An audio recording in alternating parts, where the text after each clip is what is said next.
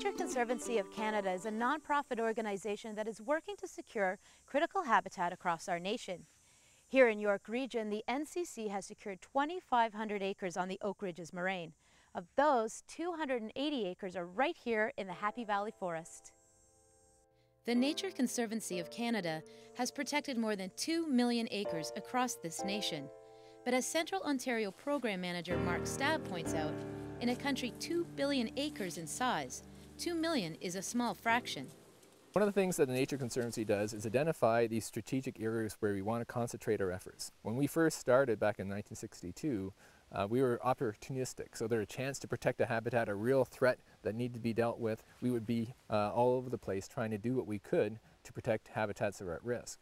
We have a core science staff that's dedicated to finding those areas that are most in need of protection.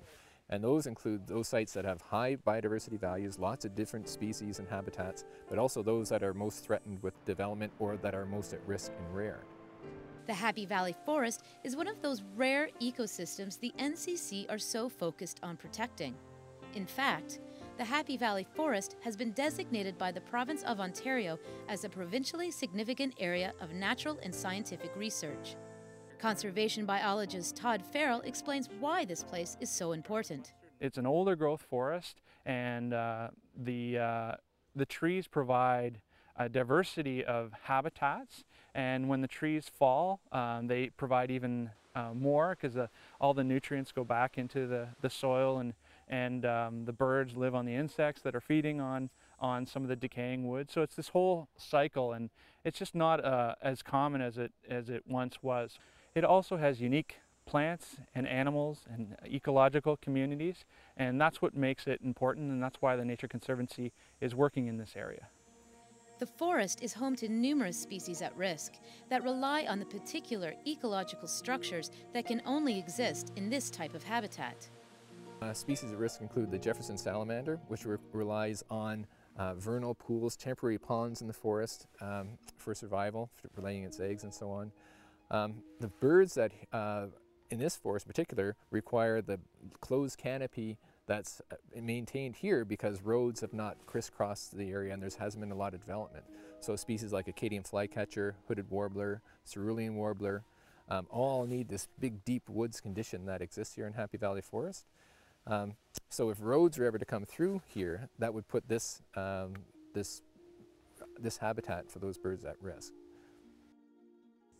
The Happy Valley Forest is home to many native species of salamander.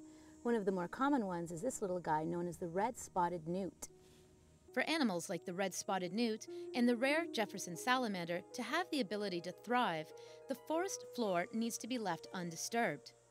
The use of motorized vehicles have been banned from the forest, but not before leaving behind damage to the landscape. These vehicles cut through the ground, the soil, to expose the sand and gravel beneath. And afterwards, it created the conditions for severe erosion. And here you can see just a massive trench that's been eroded out of this piece of land because the land was disturbed by motorized vehicles. In partnership with King Township, we've tried to exclude vehicles from the Happy Valley Forest because actually it's against, there's a bylaw against that. But the next step is how to deal with this erosion. And it's so severe that you can't just plant a few trees in there and have it deal with the problem. We worked together with King Township to raise some money to do an engineering plan for how to restore and check the erosion on this municipal road allowance, and then ultimately restore it to some kind of a natural green space. For the NCC to be able to secure land, they have developed a variety of conservation agreements. From donations of land to purchases and donated severances, as well as land easements, where the landowner keeps his or her property but agrees not to develop that parcel of land even after it passes from their hands. This part of the Happy Valley Forest is known as the Langtree Nature Reserve, named after Roberta Langtree, who donated $4 million to the Nature Conservancy of Canada to ensure that this land would be preserved in perpetuity. Our private donors are very committed individuals, right from a small donor to very large donors who are supporting our work across the country. But then we're able, in many cases, to match those private funds with government funding that we've had. So we've had provincial funding for many years that we've been able to match private funds with. York Region, for example, has supported our work. But then in particular, over the last 5 years, we've had a grant from the federal government where we've been able to match 50-50 contributions towards a land conservation project. So in many of the most recent properties we've protected here, half of the funds came from the federal government. Because the Happy Valley Forest is home to species at risk, the Nature Conservancy of Canada encourages hikers to use the Oak Ridges Trail that runs right through the middle of the forest, as well as to stay on the boardwalks whenever possible. We have trails within the area. They're not official trails, they're not marked, but people are visiting the forest.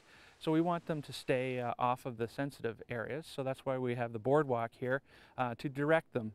On our visit, the Ontario Ministry of Natural Resources stewardship rangers were working building boardwalks as well as removing garlic mustard, an invasive species that has found a home in the Happy Valley Forest. There's no such thing as a hands-off nature reserve. When I went to university a long time ago and studied conservation biology, one of the things that you would think about is that, oh, if you create a nature reserve, just let nature take its course and just hands off and it will be fine. But nowadays, with invasive species, with recreational uses, changes to climate and so on, adaptations that need to be made, we also have to continually monitor our sites, and there's ongoing stewardship and restoration efforts that need to take place on these properties to ensure the survival of the species into the future. People across the country have made great strides in protecting habitats, in a whole variety of ways. And so our protected area network has really grown quite a bit over the last couple of decades. There are new policies and so on that are coming into place to protect species at risk, for example, and then protect their habitat. Still though, species get continually added to that species at risk list. That's an indication that there's a lot of hard work to protect lands and to steward lands out on private properties as well. But there are some things that are still happening that are causing species to spiral towards extinction. So there's some really great signs, but the species that we're monitoring are telling us there's more that needs to be done.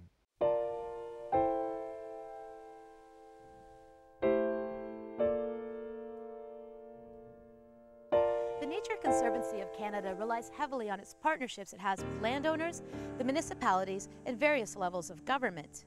Without the ability to purchase and therefore protect these lands, places like the Happy Valley Forest and the species that dwell within may disappear forever.